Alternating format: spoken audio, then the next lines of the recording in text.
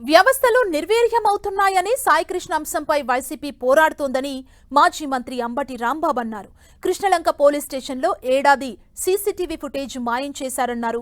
ఏడాది నుంచి పోలీస్ స్టేషన్లో నేరాలు జరుగుతున్నాయని, సాక్ష్యాధారాలు మాయం చేశారని అంబటి రాంబాబు ఆరోపించారు. 18 మాసాలు స్టోర్ చేయవలసినటువంటిది ఉష్కాకి ఎత్తిపోయింది. సిట్టేయంగానే తీశారు. అది చూస్తే మొత్తం తీసిపోయేది. సాయికృష్ణే చంపారా, ఇంకా ఎంతమందిని చంపారు, ఎన్ని శవాలు ముంచేశారు, ఏం జరిగింది మొత్తం తెలుస్తుందని మొత్తం ఎత్తేశారు. ఏం చేయాలి? ఇంకా నాకు తెలిసి న్యాయస్థానాలు దీన్ని సీరియస్గా తీసుకుంటాయని, సిబిఐ ఎంక్వైరీ వేస్తారని నేను నమ్ముతున్నాను.